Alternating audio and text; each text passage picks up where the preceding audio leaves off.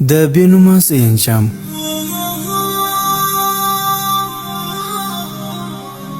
نبی اکرم صلی الله علیه وسلم فرمایلی دی هغه څوک چې د لمونځ خیال نه ساتي نو الله پاک به په 15 ډوله سزاګانو او مصیبتونو اخته کړي چې شپږ یې په دې دنیا کې دي او 3 د مرګ په وخت کې دي او 3 په قبر کې او 3 سزاګانې د قیامت په ورځ دي. د دنیا شپږ سزاګانې یا مصیبتونه: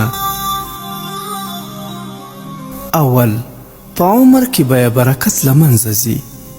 دویم، الله تبارک و تعالی به دعاګانې نه قبلوي. دریم، الله پاک به د مخ نور واخلي. څلورم، له هغه څخه به د دنیا ټول مخلوقات کرکه او نفرت کوي. پنځم، الله پاک به د هغه د هیڅ نیک عمل کولو ثواب او اجر نه ورکوي. شپږم، او بېنمازه شخص به هیڅکله د نیکو خلکو په دعاګانو کې نه شاملیږي. د مرګ پر مهال 3 سزاګانې: اول، په ډېرې سختۍ سره مړ کیږي. دویم، د لوږې په حالت کې مړ کیږي. دریم، د داسې تندې په حالت کې به مړ کیږي اگر که د سمندرونو ټولې اوبه هم وسکي بیا به یې هم تنده ماته نشي. د قبر 3 سزاګانې: اول، الله پاک به یې قبر دومره تنګ کړي چې د ښې او چپې خوا پښتۍ به یو په بلې کې ننوځي. دویم، الله پاک به یې له سکروټو سره یو ځای په اور کې واچوي.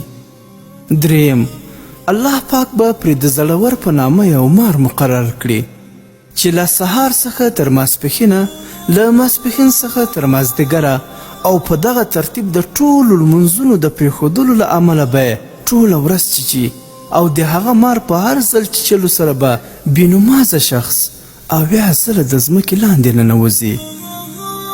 ګرانو ملګرو، راځئ چې د بېنمازۍ انجام له احادیثو مبارکو نور هم واورو. هر هغه څوک چې د سهار لمونځ قضا کړي د هغه څیره به بېنوره شي. هر هغه څوک چې د ماسپښین لمونځ قضا کړي په روزي کې به یې برکت نه وي. هر هغه څوک چې د مازدیګر لمونځ قضا کړي بدن به یې کمزوری شي. هر هغه څوک چې د ماښام لمونځ قضا کړي د اولاد د ګټې به محروم شي.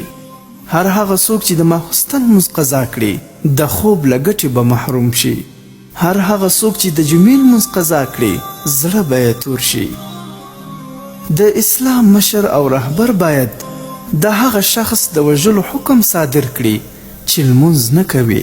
امام احمد بن حنبل: بېنمازه شخص باید د مسلمانانو په هدیره کې ښخ نشي. عبدالقادر جیلانی رحمه الله: بېنمازه شخص باید تر هغې زنداني شي چې توبه وباسي. امام اعظم ابو حنیفه رحمه الله: له بېنمازه شخص نه خنزیر هم کرکه او نفرت کوي. سلطان باهو رحمه الله: بېنمازه شخص واجب د قتل دی. امام شافعي رحمه الله: قصداً د لمانځه قضا کول کفر دی. امام احمد بن حنبل رحمه الله.